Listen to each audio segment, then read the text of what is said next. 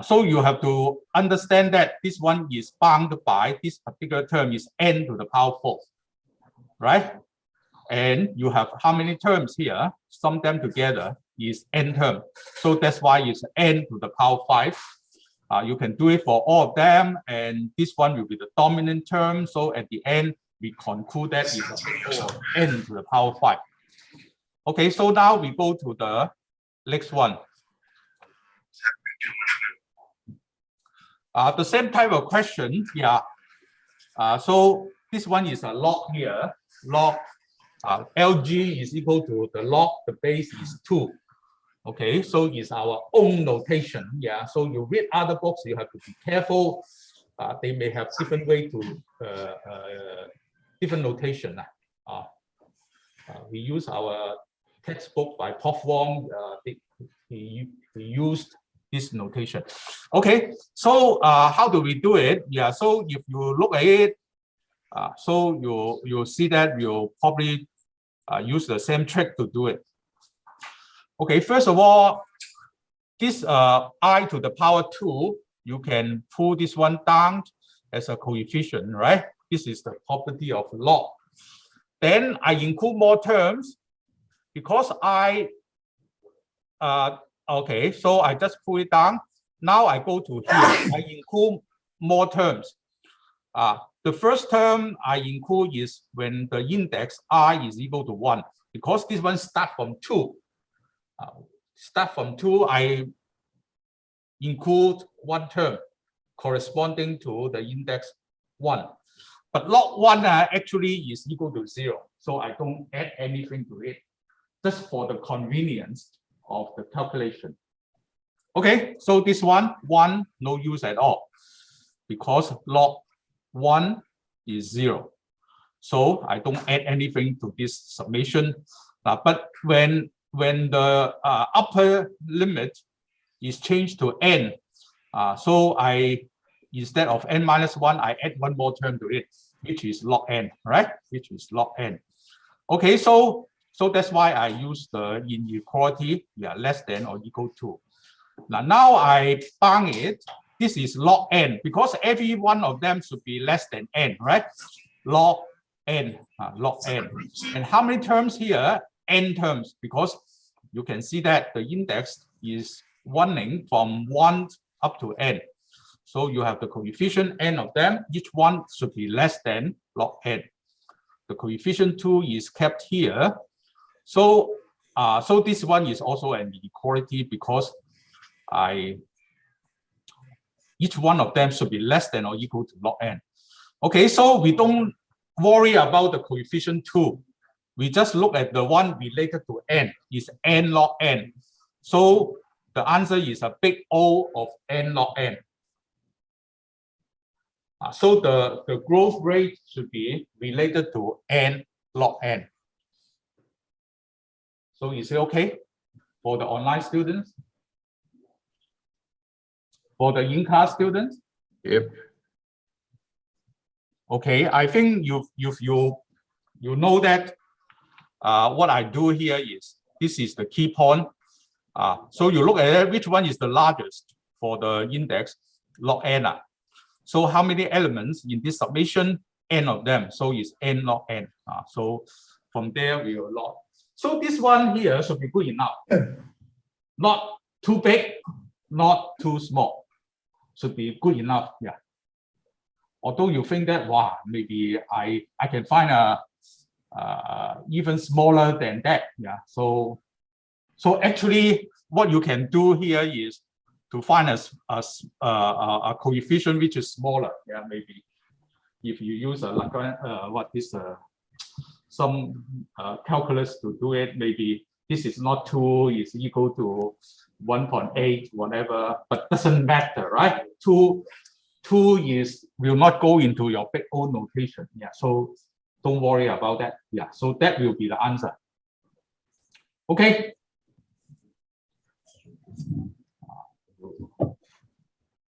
If you overbound it, yeah, by some find the maximum, use a Lagrange multiplier. Probably you can still remember that. You learn it from from mathematics lah, huh? But doesn't matter. This is good enough already. Yes, yes. You ask me faster. You see, you ask him. Why is it 2n log n, not 2 log n? So you see that if each one is equal to 5, so 5 plus 5 plus 5, if you have 10 of them, is it less than 10 times 5, right? You know that in front of it you have the summation, right? So each one is equal to log n. Let's say that bound by log n, say is 5. So when I is equal to 1 is 5. When I is equal to 2, 5. So if n is equal to 10, then you have 5 plus 5 plus 5, 10 times. So what's the sum of them? Should be 5 times 10, right? Is it okay? Just like this table. You have 6 tables here. You will say that each table is less than 3. Some table may be 1, but we have 6 tables here, right? So what's the bound? Should be 6 times 3. Don't tell me it's 3. We have 16 students here, can hold 18 students here. Sorry, 18 students. Today we have 15. Okay or not? Each table, 3 persons. You have upper bound 3 persons, right? You have 6 tables here. So what's the capacity of this room? So it's 3 times 6. So this one will be each table. You can hold 3 persons. How many tables here? 6 tables. So what's the sum? 6 times 3, right? Can you see this one? If you cannot see it, yeah, you contact me. I can explain to you offline. So you look at it, this one obviously is not equal to 3. It's not equal to 6, right? Must be 6 times 3. The maximum size of that, yeah, we can host 18 students, right? Okay. Any questions? Don't worry. Yeah, don't worry. Yeah, ask questions. Ask questions. Yeah, if you have doubt. Yeah. I would very fast link to your sitting table like that, right? Yeah. So we will see the answer very easily. Okay. So now online student, no comment. I assume that is okay. We go to the next one. Yeah. So today a little bit fast. We need to do it. Okay. So another one. Now another one is a double summation. Double summation here. Okay. So we will do it accordingly. Look at it. Now, first of all, we take care of the inner summation. The inner summation, right? The inner summation, the first term is the summation of I. The second term is the summation of J. So that one, no problem. Inside the square brackets, right?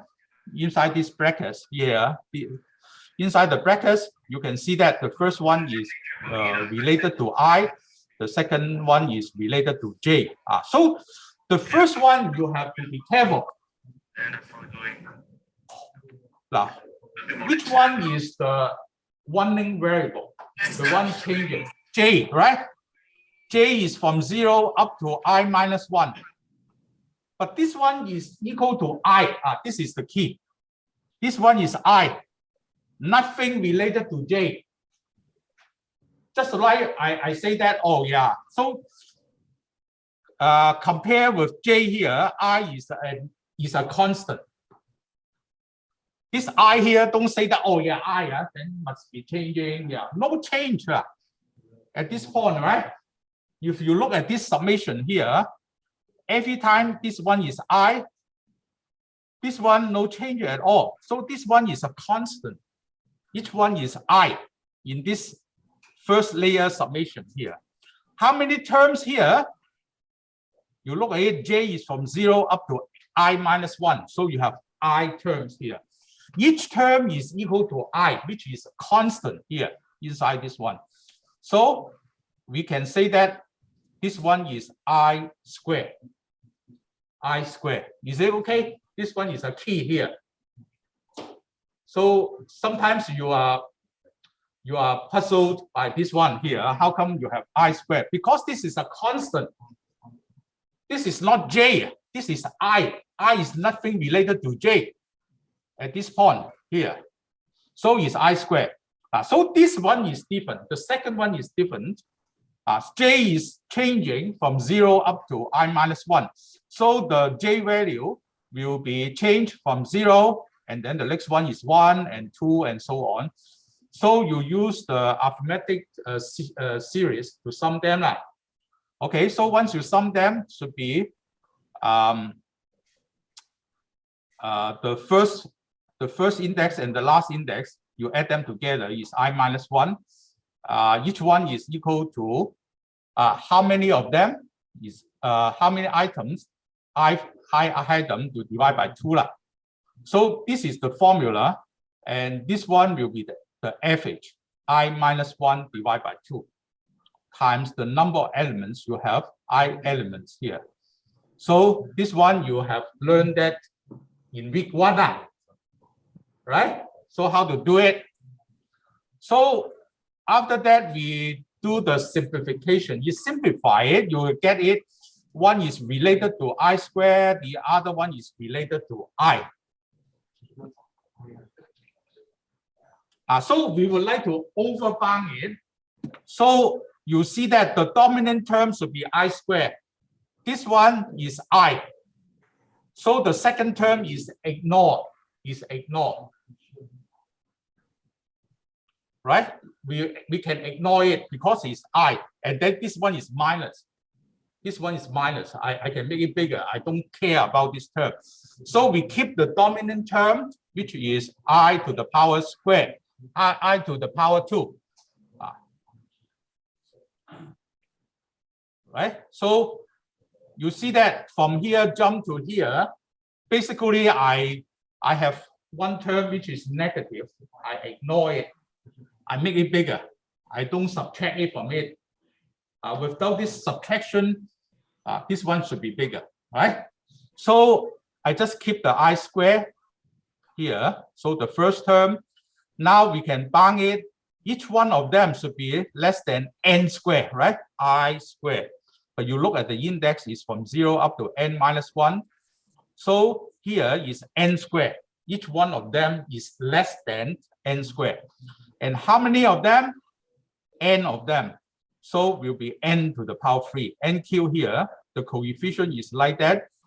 So at the end, we can conclude that this is equal to big O of NQ here. The coefficient 3/2 is not important. We don't keep it inside the big O notation. It's just a constant. Okay, so the most difficult part is this one. You have summation of a constant. I is a constant in this case here. If then the total will be I times the number of elements here. How many I's you have? You have I of them. Each one is I, so it should be I squared.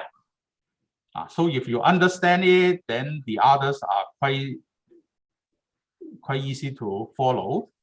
Especially this one here, you subtract something, now you ignore this term. So you make it bigger. I don't care about this one. This one will make it smaller, right? I don't care about that. I ignore it, so we'll get this answer. Okay, let me look at the one here. How can we find the asymptotic tight bound for the function? Well, we are doing this one is asymptotic, this is tight here. So you look at it, each one is equal to that is good enough. Is good enough because each one of them, just like here, each one of them is I squared. You look at it, the whole thing here, the worst case is roughly this one is n squared.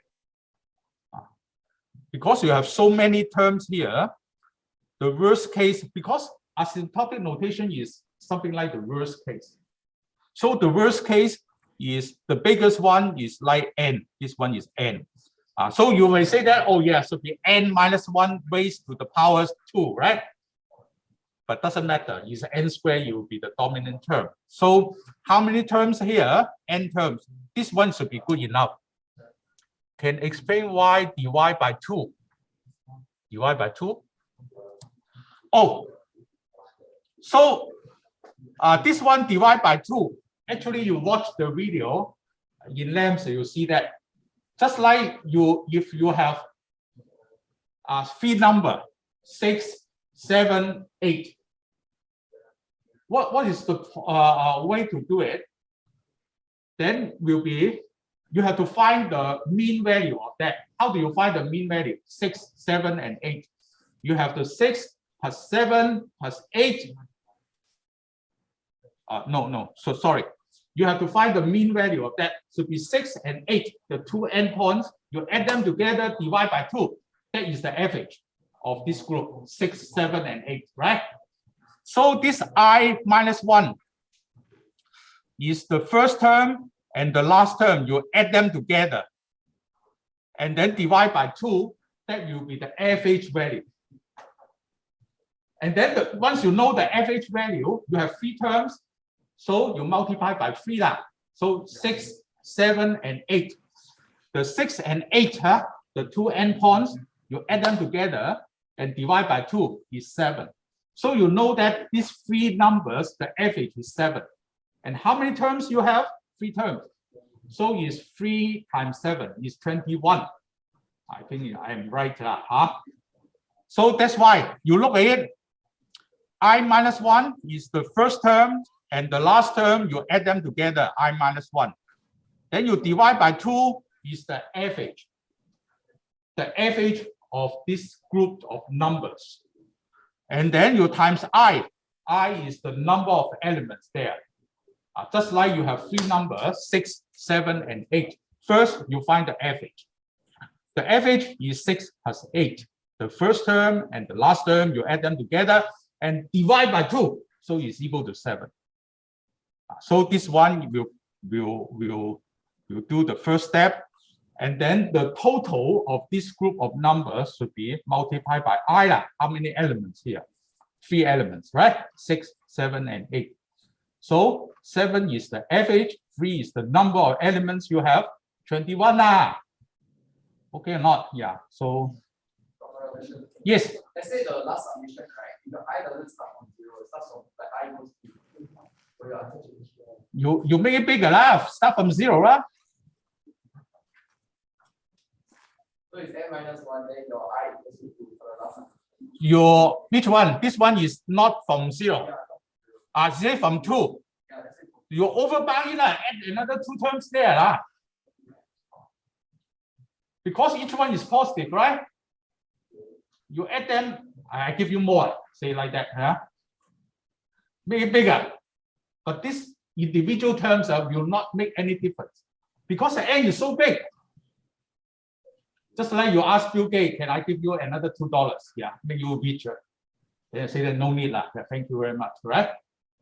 So you add there. Maybe you think that is great. You see, I make you rich, but this not significant to the mass of amount of kind of wealth he has. So if we start from t equals to 2, right, then my answer will be n the power of 4.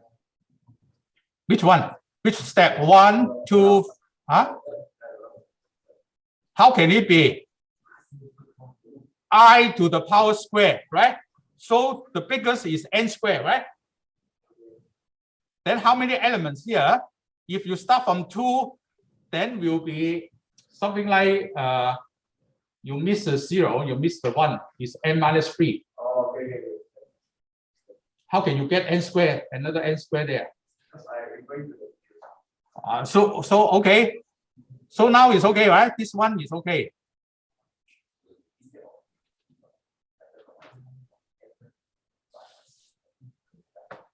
Good. Yeah. So you this is why you come here. You have to ask questions. You see, otherwise you can read books and then you can be the genius, right? But you sometimes you want to clear some doubts. Yeah, this is very, very good opportunity here. Okay or not? Okay, go.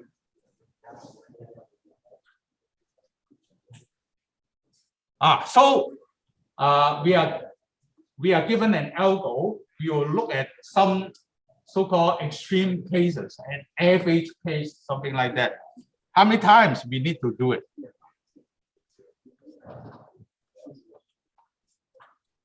Okay. Oh, okay. Okay. So the algo is like that to find the maximum value. So you are given an array of elements.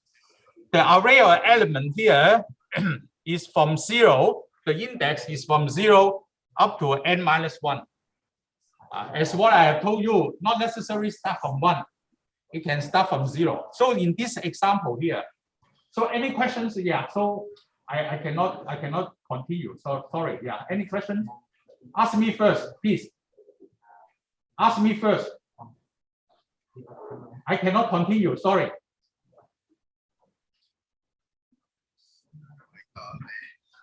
Okay, so we have an array of elements. So so the index is running from 0 up to n minus 1, means n values. Last time I told you you can start from 0, you can start from 1 up to u. So both of them are acceptable in this course here. So you can see that. Then each one of them, what we do?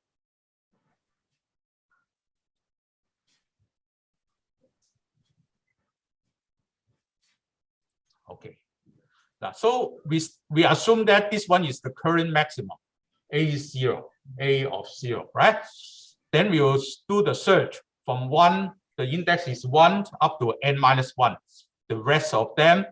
So each time we compare to the current maximum. If the array element is greater than that, then we will update we will use this one as the current maximum. We do it one by one until the end. So in this for loop here, we will do it from 1 up to n minus 1. Okay. So after that, we'll return the value, current maximum. Because we have searched from 0 up to n minus 1, so all the element has been examined. So we know that this one is true. Okay. So the algo is very simple. We have to think about that. Determine the number of times this one is executed. Yeah, executed. In the best case, or in the worst case, in the average case. So how about the best case? Best case means the lazy guy's case. Case we want not to do anything.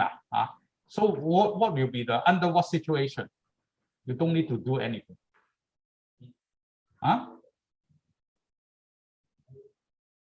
A0 is the best, right? The maximum. If the one you have chosen happened, A0 is the biggest value, you don't need to update, right? But this one is not up to the program to design. It's up to the data to design, right? The data value, yeah. So we cannot control, but it's possible that we don't need to do anything. So how about the worst case? How about the worst case?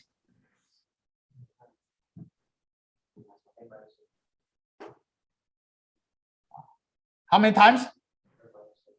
N minus 1 under what situation? Yes, yeah. What do you mean by worst case? So that means every time you update, you need to update every time. So the sequence you have is increasing. Yeah, is increasing sequence, right? If your sequence is increasing 2 and then 4 and then 6 and then 8 and then 10. So every time you find that, oh yeah, the new element is bigger than the current one, you have to update. So you have to update very often. Yeah. So this is also we cannot control. We cannot control. It depends on the distribution of the data values, right? And also there are some FH values somewhere in between. So the answer is very obvious. So the first case is the best case. If the A of 0, the 0th element, is the largest element in this array. In this array is a larger, then you don't need to update it because it's already the current maximum. So this one will execute 0 times. I think it's obvious, right? Obvious. So the next one is in increasing order, keep increasing. Then every time you need to update. Yeah, every time, every index you need to update it. So you have to update it n-1 times, not n times, because the first one you assume that is A of 0, right? So altogether you have to compare with n-1 elements. So it's n-1. So this one's supposed to be big. So we say that is a worst case. Okay. And in general, because the data we cannot control, we can write a very good algo to do it, but we cannot control the data. The data will come in like this. So in general, we are somewhere in between 0 and n-1. And we don't know, we cannot predict this one at the very beginning. Exactly, we have to do it 2 times, or exactly we have to do it 10 times. We don't know. It all depends on the data. Okay or not? So how about the online students? Do you have any comments on that? Oh, no, all good. Because we are question number 2, so we have to move faster. We have another half an hour, something like that, right? Okay, go. No question, then we go. Assume that you are okay. So this one is not difficult. We also see that you have 3 nested for loop here. The variable is I, the index is I, this one is J, this one is K. So we have 3 summation. 3 summation. So we would like to see that how many times this statement is executed. How many times? Well, so we have to translate this one into a summation, mathematical expression in order to find the exact time, and given an asymptotic notation for that. It's a big O or something like that. Okay or not? So we use the summation to do it. For I, we have 1 summation. For J, we have another summation. K, we have the inner summation, right? 3 times. So, so each time we do it once, we are talking about the worst case. Worst case, yeah, we have to do it every time. Because asymptotic is worst case. So this is 1. When n is 1, this one here, how many terms here? J term. So the inner summation is J. I think this one is quite obvious, right? The inner summation, you sum them together, it should be J. Okay, so for J equal to 1 up to I, then will be the first index and the last index. Then you add them together, divide by 2, and then multiply by the number of elements you have, which is I. So that's why we have this summation here. So any questions? Any questions? Yeah.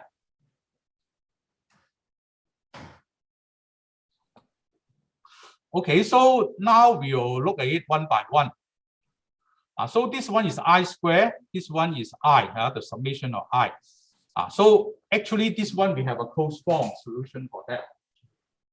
But if you don't have, you can use my previous method. Each one is less than n squared, you have n of them. So you see that this one is bound by n to the power 3. Similarly, this one will be bound by n to the power 2, right? The answer should be the same lah. As you can see that the answer no difference. If you use the previous approach, you get the same answer. But now I demonstrate to you that it happens that we can use the table, find the summation of that. I square, we can find the closed form. We also summation of we can find the closed form. Then we will argue that this one is n times n times n is n cubed, right? So the first term should be bound to the n to the power 3. The second term here will be n times n is n squared. So compare these two terms dominant by the first term. So we will say that is n to the power 3. The coefficient is not important. We don't care about that. So what we can see that is n times n times n here. So it's n cubed. So this is big O of n cubed. So if you don't have this step, and then you use the so-called the overbound here, this one, each one is n squared. You have n term, so this is n cubed. So it's half n cubed. This one is half n squared. So n squared is much smaller than n cubed. So we can say that, we can conclude that it's a big O of n to the power 3. We can get the same answer, up to you. So this one, we don't have the, if we have the formula, we see that this one is good enough. If we don't know the formula, who can remember this formula? Yeah, I cannot. I cannot. Although I know there's a formula for that. So very obvious. I will use the just overbound it to get the answer, not the exact answer. So how about the online student? Any comment on that? All good, bro. Both ways are okay. This one uses the exact formula, exact closed form solution to do it, to convince you that even you bound it by n squared, by n cubed, yeah, so it's still okay. The same answer, no different, because it's an overbound. It's just a symptotic notation. Yeah, we don't need to be so precise.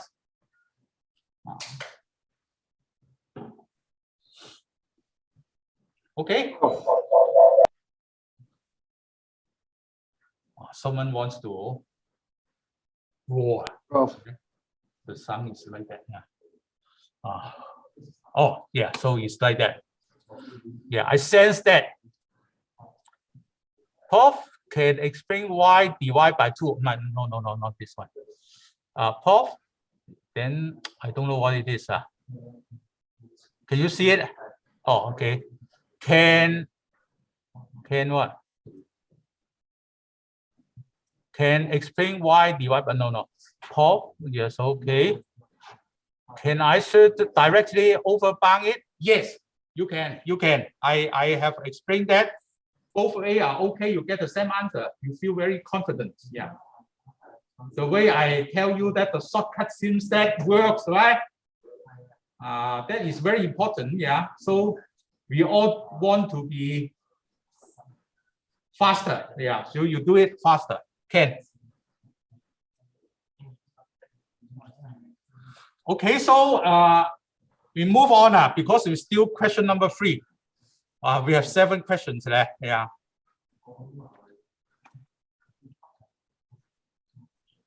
Okay, so this one is difficult. This one is difficult. Every time I use in the quiz, I set this type of question. The student find it difficult. Yeah. Okay. So you see that J is equal to N. J is equal to N. N may be some value equal to 100, equal to 81, some number, right? J is equal to that. So we have a for loop here. So I is from 1 up to J. This one will be executed. So look at the for loop here. How many times this line is executed? This is very important. If you don't understand it, you cannot solve the problem. You keep talking, cannot solve the problem. You have to understand this line here. For this for loop here, how many times this one will be executed? Because I is from 1 up to j. So this one is j times. Can we say that? Yep. Inside this box here, the for loop here, because I is running from 1 up to j. So this particular statement will execute it j times. Yep. Is it okay? Yep. This is the key part here. Then the j will be updated. J is equal to j divided by 3. So what's the answer for that? Okay, so the answer will be related to n, because n should be because we are talking about asymptotic notation, right? N is very big, yeah. So you see that this one always divide by 3. So it's more convenient to assume that n is equal to 3 to the power something, right? You look at it, 3, the n must be 3 to the power 4, 3 to the power 10, something like that. So that after several rounds, still you can see that you can divide by 3. All right? It's easier. You can set it like n is equal to 25, equal to 35, equal to 95, 10. It makes the problem more difficult. But at the end of the day, it's asymptotic notation. As what you say, what I have told you. Whether you choose it as 80 and 81, no difference. Yeah. So it should be approximately the same order. Okay, so let's see an example how to do this one. I have an example when n is equal to 27. 27 is equal to 3 to the power 3, right? I just use a very simple one here. So n at the very beginning is equal to 27 and j is equal to 27. Okay, so the first round, as what I have told you, j is equal to 27. So the line x is equal to x plus 1 will execute it 27 times. 27 times. Then after that, we'll divide by 3, right? Once you divide by 3, the new value of j is 9. The new value of j, yeah? So the for loop will be like that. The while loop here. So will be, j will be updated to 9 because divide by 3. So once you come to the loop here for the for loop, it will be executed 9 times because it depends on j. So the previous one is 27 times. Now becomes 9 times. Okay, so you update the j divided by 3. So it's equal to 3 because it's 9 divided by 3, right? So according to the for loop here, it will be executed only 3 times. Okay, and then this one, next round, 3 times 3, 1 here. So it will execute 1 times. You come to here, 1 divided by 3 is an integer division. Integer division. Integer, we only look at the integer of that, the integer quotient of that, which is 0. 0, right? So the answer is 0. Once it's 0, we don't need to continue because j must be greater than or equal to 1, right? So we'll stop at this point here. So you see that for the first round, we have to do it 27 times. For the second round, 9 times. For the third round, 3 times. For the fourth round, 1 time only. So we'll be in this kind of trend here, divide by 3, divide by 3, divide by 3. Okay, so you see that if you look at it, so the key is here. For the 27, it should be n times. You have done it n times because at the very beginning, n is equal to 27. So this round here, you do it n times, the first round. The second round, you divide by 3. So it's n divided by 3 times. Okay, so this one should be n divided by 3 squared.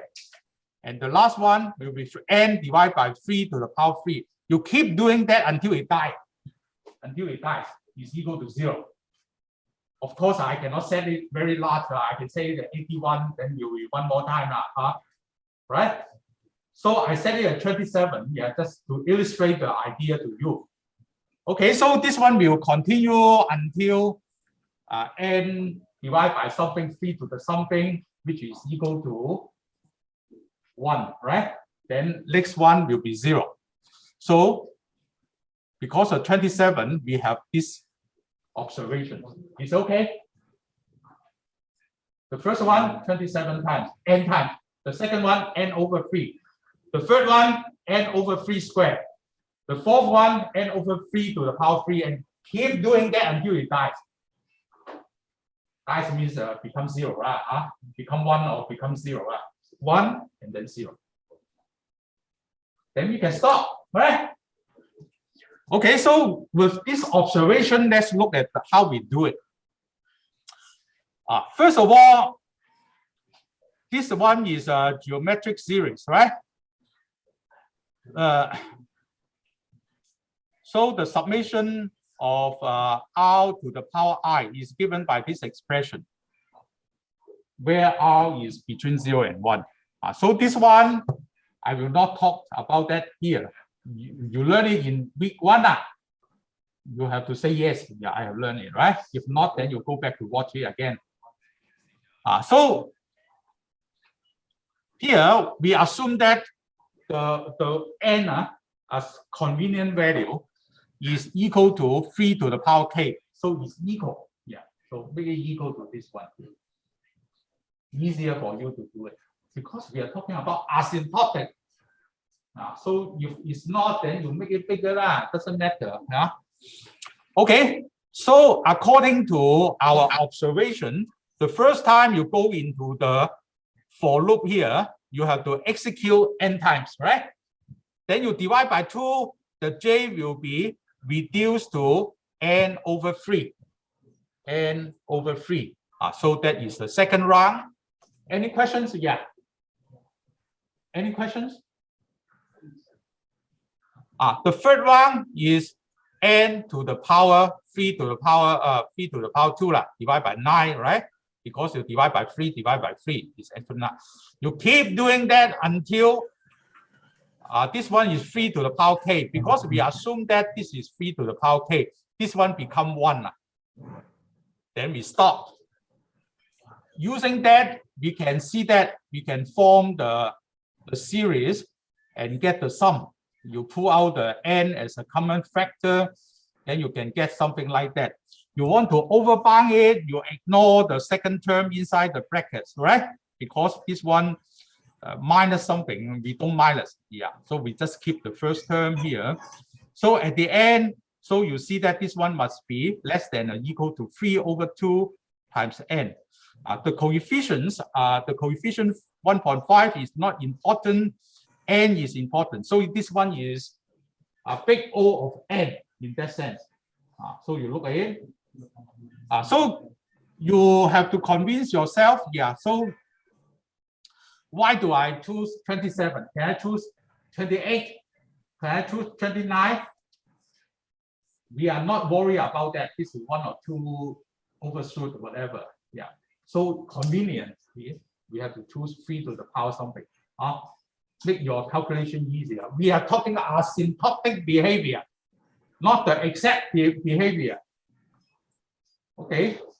So even this one is say 100, you can approximate that this one is like 81. Yeah, in the order on the order of 81. Yeah, something like that. Do it or whatever. Yeah, we are talking about n very large. Yeah, it's always like you want to give $2 to Bill Gates. Yeah, to make him richer.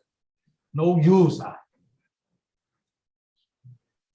So asymptotic. The most important one is like the first round n times, the second round n over 3. You keep doing that until it dies, right? Until it becomes 1. And then no need to continue. So that will be the answer for that. So any comment on that? This one, you need to go back and then look at it again. And if you feel that this one is very very interesting. Yeah, not challenging. But you look at my example and see whether you can accept it. If not, then come back to me. Because in the example, I explained to you that the first time is 27, actually is n times. The second time is 9 times, actually is n divided by 3, and so on. So we'll keep doing that until it's equal to 1. Until equal to 1, then we stop at this point here because we are talking about integer division. Find the integer part of that. 1/3, the integer part of that is 0. Don't say that is 0.333. You don't trust your calculator. Your calculator is only $10. Your brain is $1 million, right? Very different. Yeah, you should be more expensive than that. Yeah, don't trust your calculator too much. Okay or not?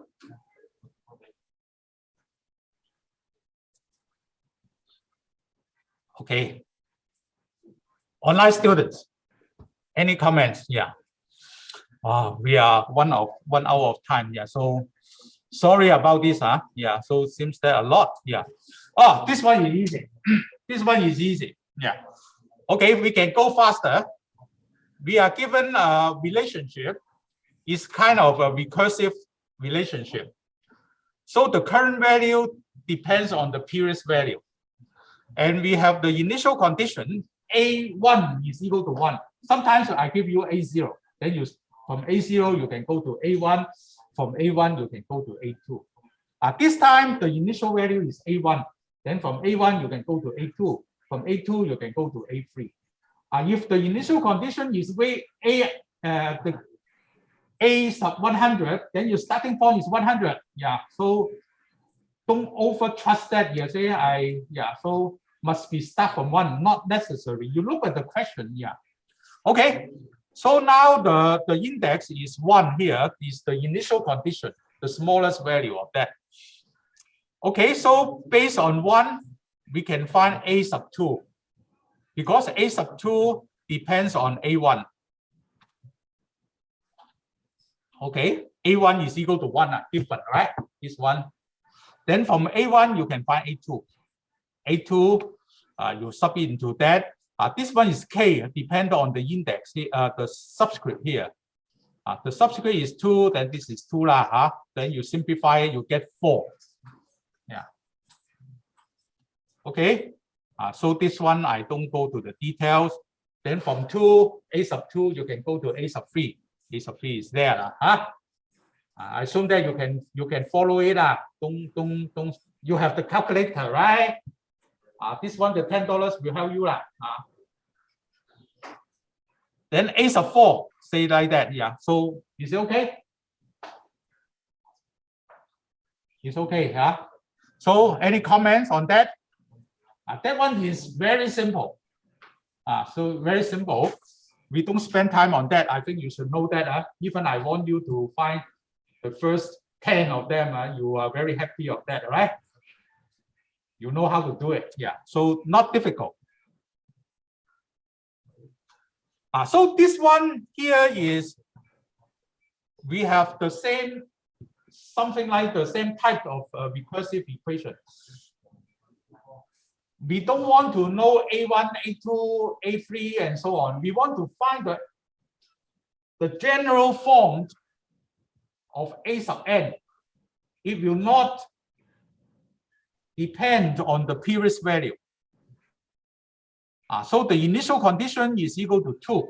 A1 is equal to 2. So how do we do it? Because this one depends on the previous value, right? So we have to try it, and see.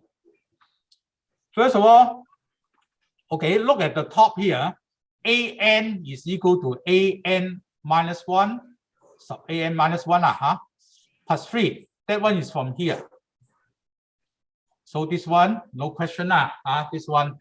Now we will use what we call the backward substitution. Backward substitution.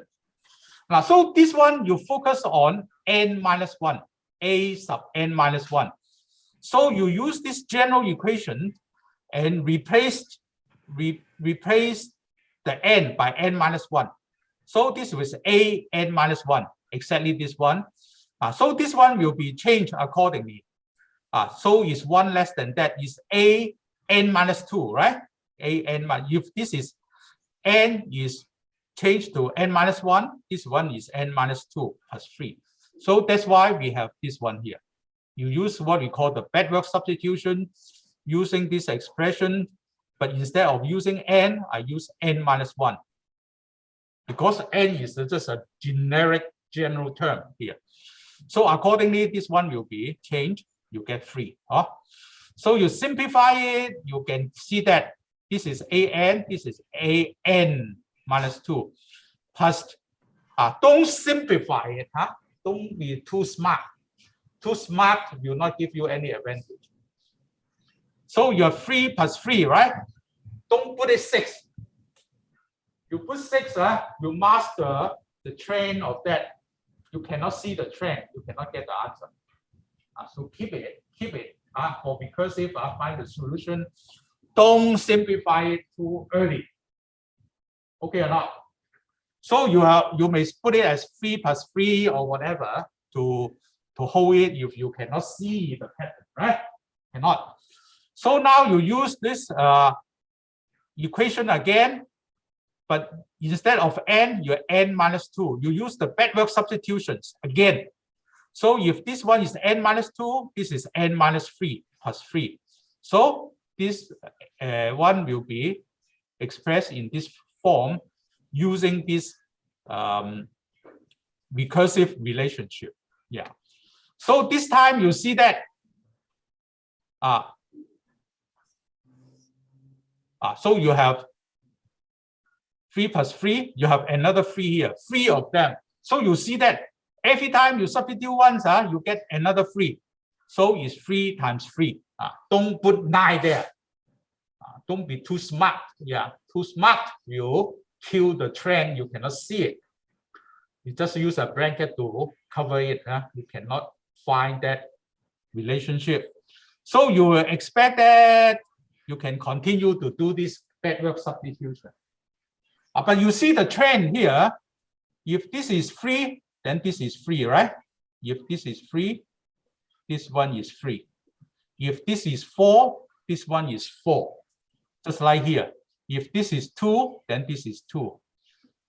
If this one is 3, then this one is 3. So we see the trend, we see the pattern. Then we have the key to unlock it. So you keep doing that. What do you want to simplify it? You look at the initial condition is A1, right? We have to change this one to A1. So instead of 3, we are not happy about 3. We would change to other value, n minus 1, such that after the manipulation, you simplify, you get A1, right? A1, you know the answer is equal to 2, right? So you have to simplify it. How can you get A1? Or if this one, instead of 3, should be n minus 1. If this is n minus 1, its partner should be n minus 1 here, right?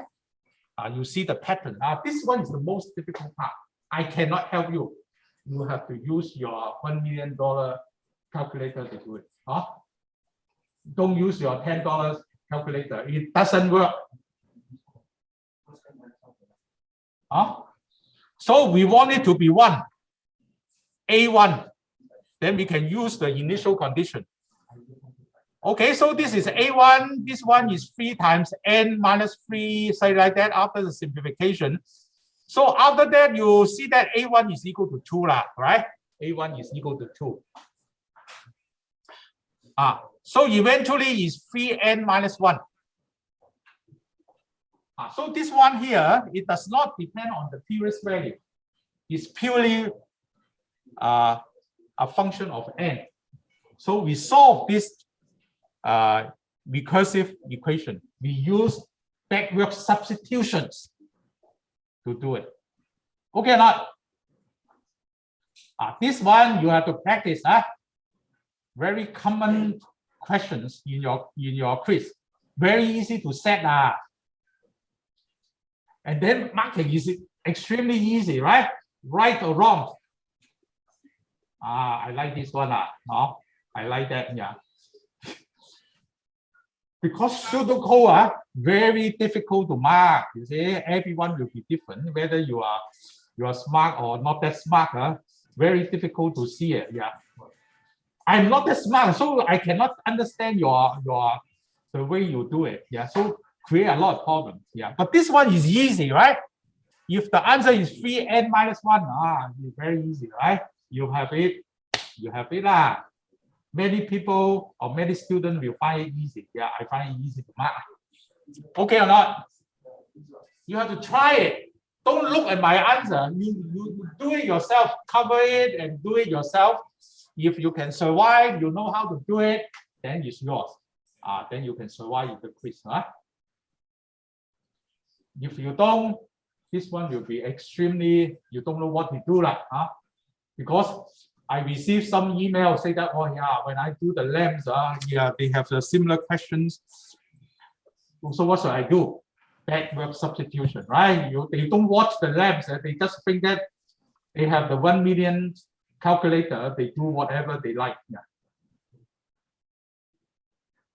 Okay or not? Try it. Okay, so the next one, also the same. But this one is different type. This one is the t of n is expressed with n divided by 2 plus cn. C is a constant. So if n is greater than 1, the recursive relationship is like that. This is another type. This one is divided by 2, divided by 3, all this. Okay, so if n is equal to 1, t1 is equal to 1. So this is the initial condition. We should try to use the backward substitution and simplify it. Eventually, we can come to this point. And then set it equal to 1. We will not get the train or get the burden of these previous values. Free from the previous value. Okay, so the question is very simple, right? So you should understand it. This is a recursive relationship. Okay, next one. Now, so this one is from here, the general equation, right? The general equation. So now t of n over 2. So we have to use the general questions here to find it. Instead of using n, n is replaced by n over 2. Then this n is divided by, is replaced by n over 2, become n over 2 squared, or n divided by 4. This n become n over 2, right? Because the left-hand side is n over 2. So we use this one and substitute into here, we will get the 1 for n over 2. When n is replaced by n over 2, we have this one. This is called backward substitution. So this one come to here is from here. You have to replace n by n over 2, n over 2, n over 2 in 3 places. Okay, so then they are correct, right? So you will substitute the right-hand side to the square brackets here. Okay, so you simplify it. Yeah, 2 times 2 is 2 squared. Divide by 2 to the power 2. Don't be too smart. Say divide by 4. This one is n over 2. So after this one here become cn. But outside you have another cn. So you see that is 2 cn. So the simplification is quite easy to do. Now we do it one more time. Backward substitution. But this time, inside the expression is n divided by 4, right? So this is n divided by 4. This one is n divided by 4 divided by 2. So the n divided by 8. This n is n divided by 4, right? This one is n divided by 4. The right-hand side will be substituted into here. That will be inside the square brackets here. Okay, simplify. So you see that 2 to the power 3. So here. And n 2 to the power 3. These two are the same. You can see that. And this one here, after the simplification, you get one more Cn, so with 3 Cn. So now the pattern is quite clear. If this one is 2 to the power 3, this is 2 to the power 3, this is 3, the exponent is here. Right? Once you see that, you simplify. What do you want to simplify? So n should be, you want it to be 1. Because T1 is equal to 1. Once you come to this point, you are free guy. You don't need to depend on the previous value, right? So we should say that n is equal to 2 to the power. So how do you keep doing that? You can come to this point here, 2 to the power k, right? So this one is 2 to the power k. This one is k Cn. Okay, so the next step is we want this one to be 1. So n is assumed to be equal to 2 to the power k. So if it is the case, n is equal to the 2 to the power k, this one is t of 1, right? N divided by that is equal to 1 because n is equal to 2 to the power k. So we don't want k because the whole expression should be a function of n. K, how do we get k? Get rid of k. K is equal to log n because from here you take the log on both sides. Actually, k is equal to log n. So with all this, so t of n is here. So 2 to the power k is n. T of 1 is here. K is log n. So is Cn, k is log n here. Now you compare that. This is equal to 1. So it's n, because the initial condition tells you that t of 1 is equal to 1. So it's equal to n. So the second term is n log n with a multiplier c. You compare these two terms, the second term is dominant. So we keep the second term because we compare the size of that, right? One is a linear related to n. The other one is n log n, should be faster. So we should keep the second one. So will be the order of n log n. The constant c is not important. No need to include it. So it's a big O notation of n log n. Okay or not?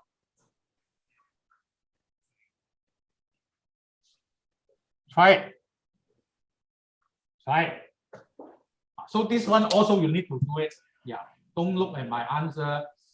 See whether you can use your $1 million calculator to do it. Then your calculator is worth to keep it. Yeah. Otherwise, you just use your $10 calculator will do that. Okay. Okay or not?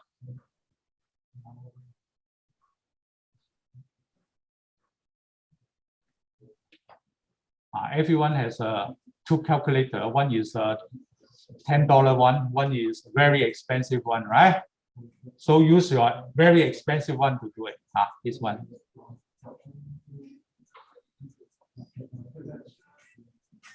Oh, okay. Where did the 2 come from? 2. Okay, let's see. This 2 is 2 here. This 2 is 2 here. So it's okay. Now you replace n by n over 2. So 2 is this 2. T is this t. N divided by this n is n over 2 divided by 2. So it's n divided by 2 squared. Right? So you have to use the backward substitution, and now n is replaced by n over 2. So it's here. So this one here, because you look at it, this one is not n. This is n over 2.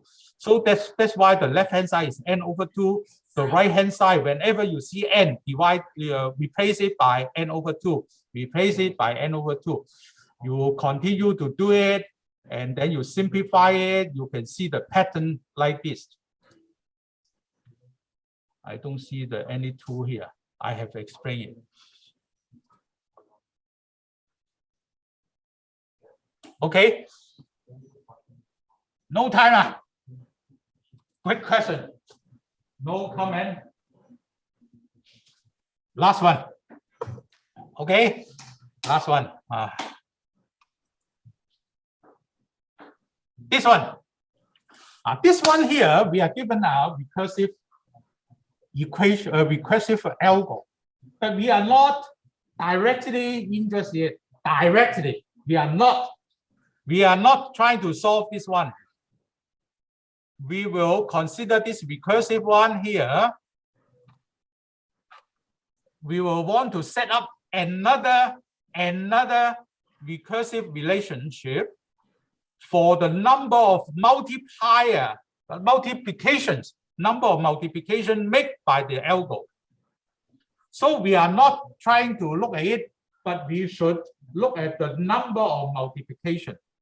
So you see that when n is equal to 1, do you need to do multiplication? No need. Return 1, right? So the number of multiplication should be 0. So for the general term here, you simplify this one is n, you simplify into n minus 1 plus something, right? How many multiplications you have? Only 1, 2 times n. This is multiplication. This is addition. This is subtraction. No need to worry about that. So we have only one multiplication. This is the multiplication we are talking about. We are not solving Q. We solve another recursive relationship. So with this one here, we say that we have another one called M. M is multiplication. We are not talking about Q. Okay, so the size is n. So if the size is n, then we will simplify to here, use n minus 1. But the number of multiplication is equal to 1. You look at it, only this one is a multiplication. So the general equation is m of n.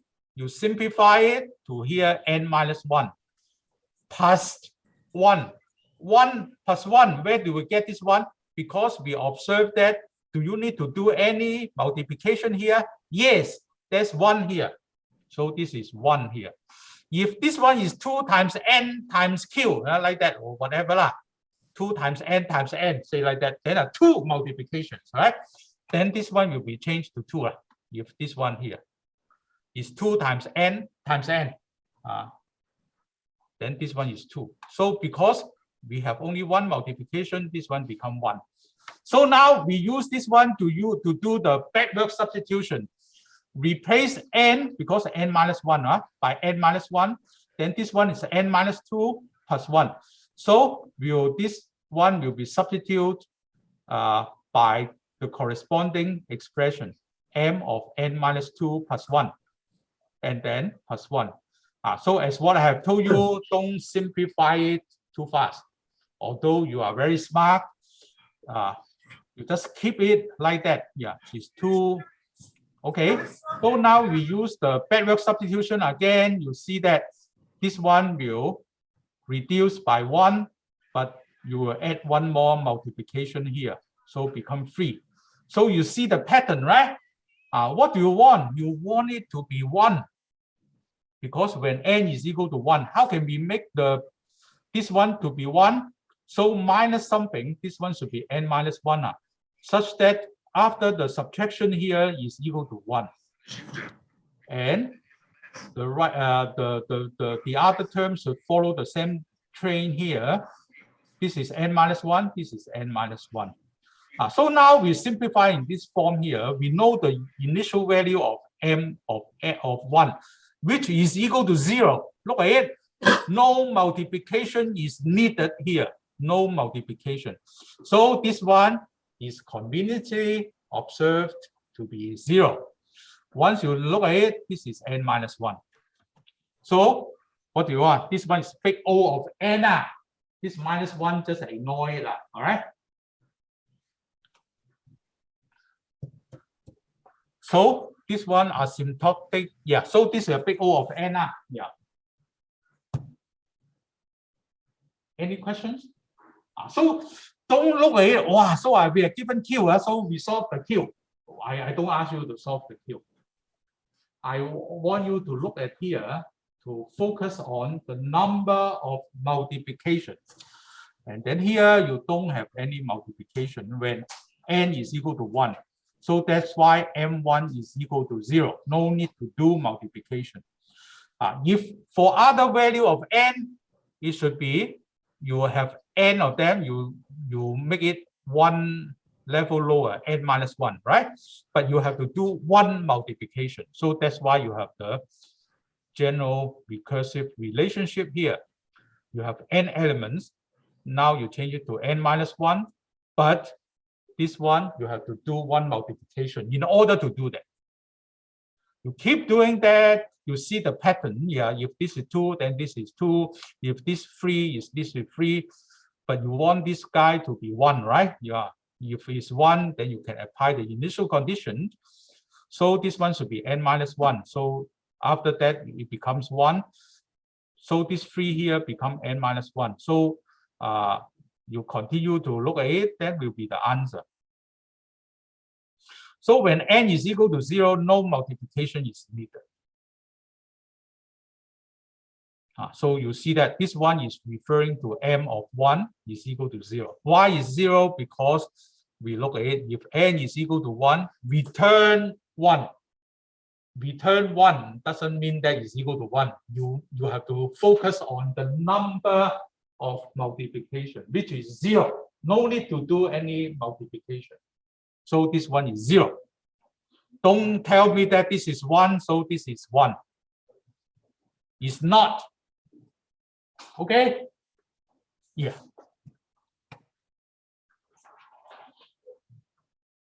Oh, later. Okay, any question first? Because they asked me to go back. Yeah. Okay, no question. Then we go back. Question 6, huh? Yeah, Prof. Question Yep. 6. Yeah, Prof. I don't get why n plus cn log n can be Not counted. easy to hear. Yeah. Yeah, give me a moment. Can you listen and then explain to me? I'm very far away. It seems that the mic is there. There's no mic here. Yeah, Prof, can you hear me? Prof, can you hear me? Hello. Barely. Barely, yeah, yeah. So once you receive the signal, yeah, pass to me or relay to me. Because the mic is somewhere 20 meters or 10 meters from me. Now, Prof, can up your You volume? try it. You ask. Yeah, I think we have many listeners here. Yeah, so they can tell me. Okay. What's your questions? Oh, okay. Go for no, it's not there. If you are simple one, you can just type it. If more difficult, more complicated one, you can tell us. Yeah. If I am far away from that, I cannot hear. Doesn't matter. Yeah, someone will be there and they will relay the question to me. Yeah, tell me your questions. Oh, check. No, yeah. No. Oh, okay. Don't the n counts?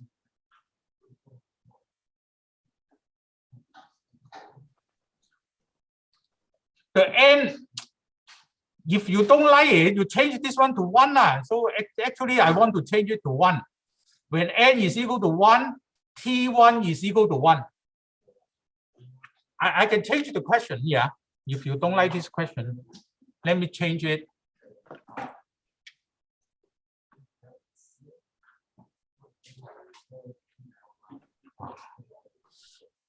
So is it okay? This is the question. Yeah. If Tn is equal to 2, Tn over 2, if n is greater than 2, greater than 1 is by this expression, T1 is equal to 1. So from here, you want it to be T1. So n is equal to 2 to the power k. Okay.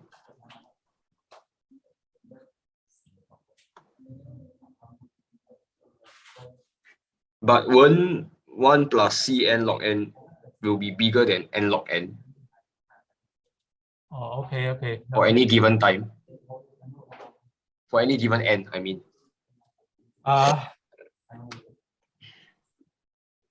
Which line? Last one. Press. You need to press next. It's below. Okay, let me see. Don't see n counts matters. So what does it mean? Yn T1 and T1, okay.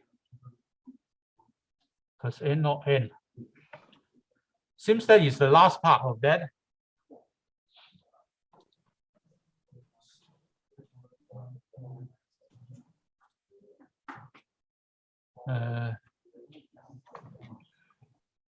Let me see. Now n is equal to 2 to the power k. Why do we need to assume that? Because we want the inside the brackets, it should be 1. So n is equal to 2 to the power k. And then eventually our answer, I don't want it to depend on k because the input is n. So we should change everything to n. So k, whenever you see k, you change it to log n. So t to the power n is here. This one is equal to n. This one t of 1. And then k is equal to log n. So it's here. Cn is here. So now you use the initial condition. T1 is equal to 1. So this guy is n times 1 is n. And then you have another term. So you compare these two terms. This is more important. You ignore that. So we get the answer.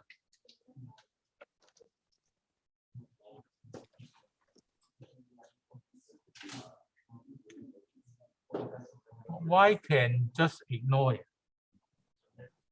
Because you see that this one is equal to n. This one is n log n.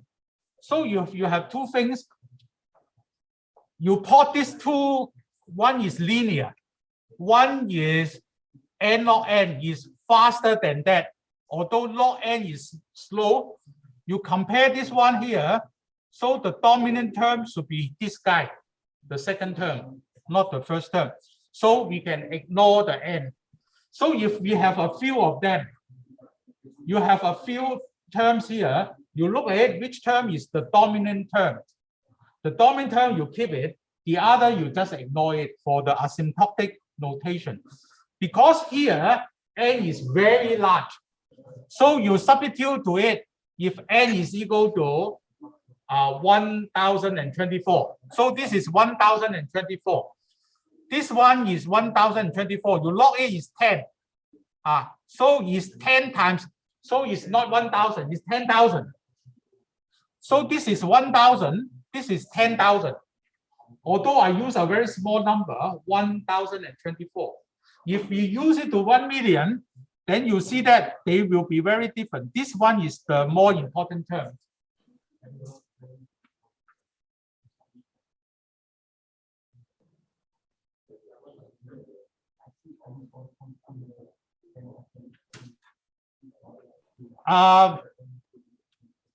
We are talking about asymptotic notation. So we have these two here. We know that this one is slower than that. We will keep the faster one. So if you have a few of them, you see that which one is faster. In your big O notation, we will not put n plus log n here. We just say that n log n. You keep the larger one.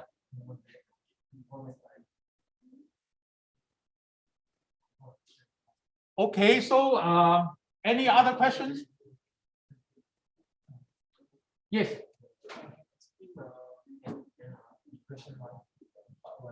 Question 1, part 1. So I go to question 1, part 1.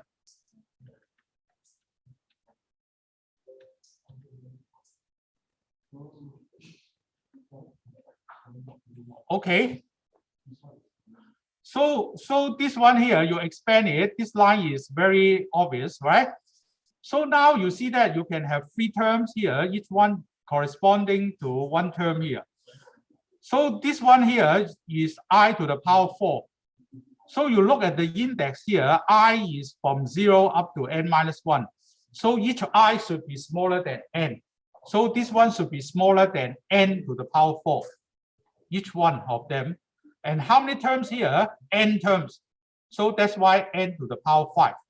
So the others, you can do the same thing and get the answer. You compare these 3 terms here, which one is the dominant term? The first one is dominant.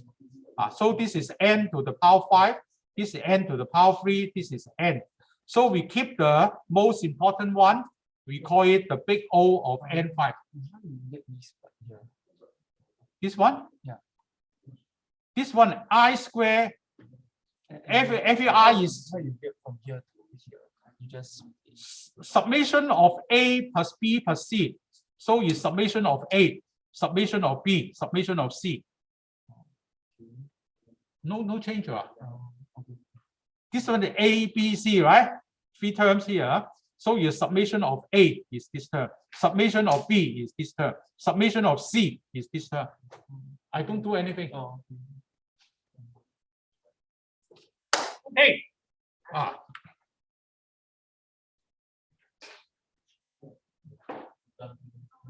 Okay, so if you have any question, you send me an email, or you when you meet me, you can ask me directly.